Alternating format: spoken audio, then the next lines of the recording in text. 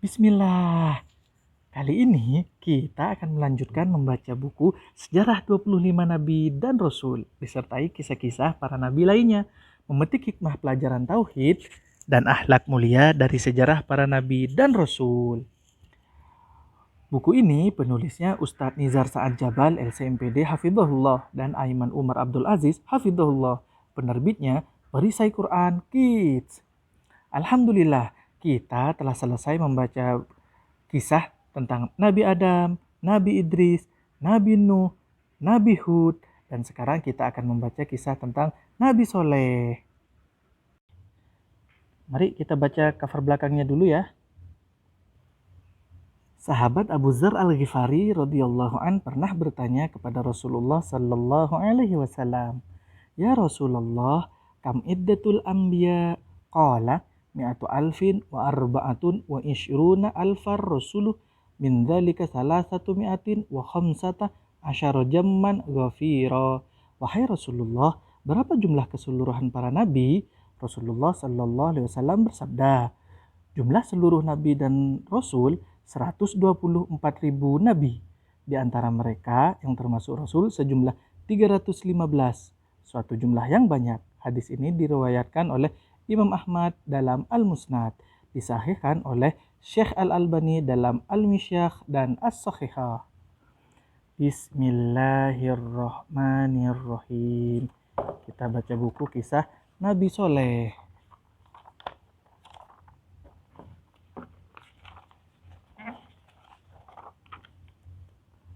Kaum Tsamud. Adik-adik yang dirahmati Allah Subhanahu wa taala, pada zaman dahulu ada sebuah kaum yang diceritakan di dalam Al-Qur'an. Kaum itu bernama Tsamud.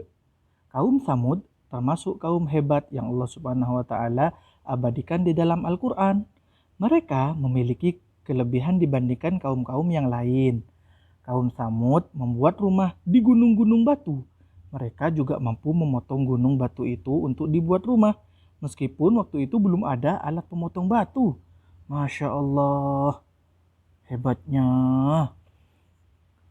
Kaum Tsamud membangun rumah-rumah mereka di gunung-gunung batu.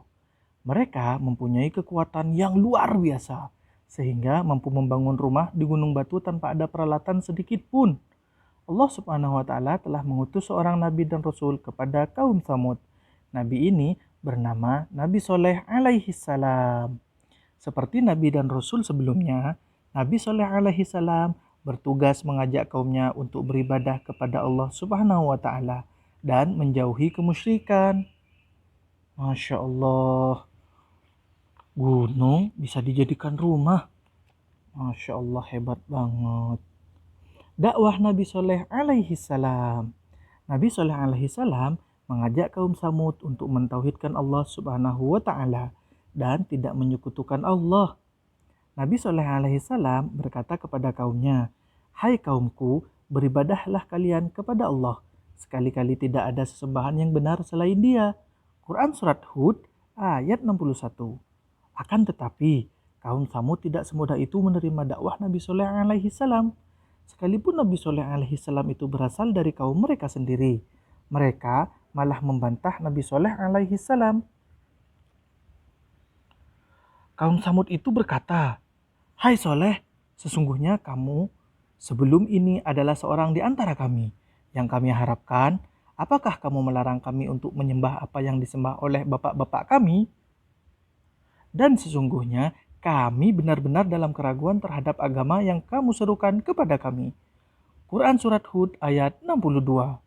Kaum Tsamud tidak menerima dakwah Nabi Soleh alaihi salam. Bahkan mereka membantahnya dengan keras. Mereka adalah kaum yang banyak berbuat syirik dan tidak mau meninggalkan kemusyrikannya. Mukjizat Nabi Soleh alaihi salam.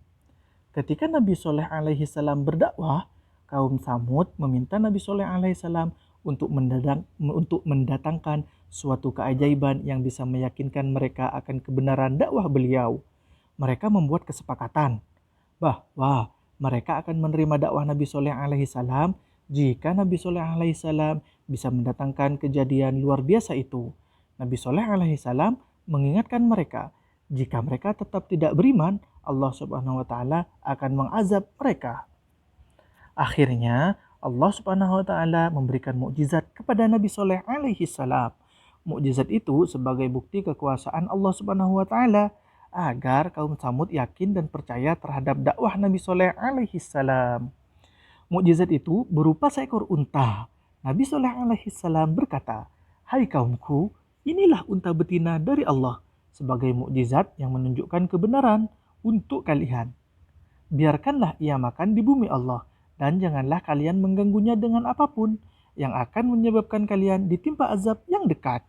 Quran Surat Hud ayat 64.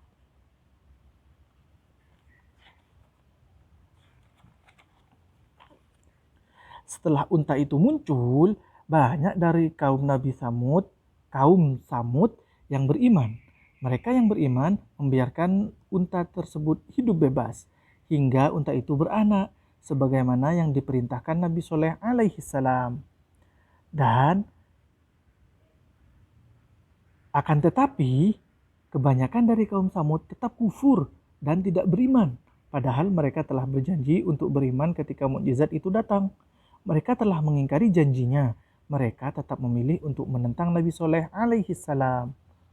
Pembangkangan kaum Samud.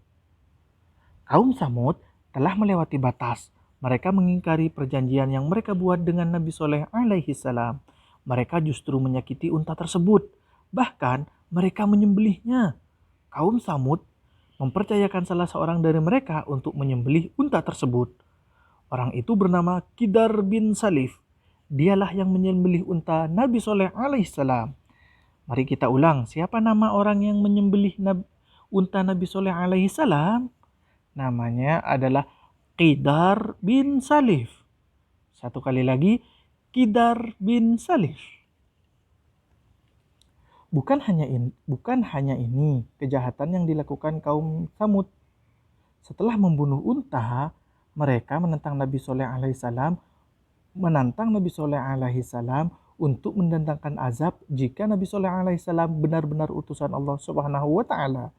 Kemudian mereka menyembelih unta betina itu dan mereka berlaku angkuh terhadap perintah Allah. Dan mereka berkata, "Hai Soleh, datangkanlah apa yang kamu ancamkan itu kepada kami. Jika betul engkau termasuk orang-orang yang diutus Allah Subhanahu wa taala."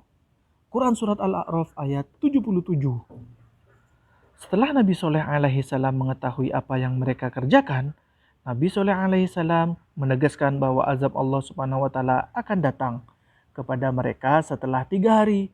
Nabi Soleh alaihi salam berkata kepada mereka, "Bersenang-senanglah kalian di rumahmu selama 3 hari. Itu adalah janji yang tidak dapat didustakan." Quran Surat Hud ayat 65. Mendengar ancaman itu, mereka tidak merasa bersalah, tetapi justru ingin membunuh Nabi Soleh alaihi salam. Azab Allah Subhanahu wa taala kepada kaum Samud. Allah Subhanahu wa taala tidak akan membiarkan kezaliman dan kejahatan kaum Samud. Setelah 3 hari, sebagaimana yang ditegaskan oleh Nabi Soleh alaihi salam, mereka justru menantang lagi.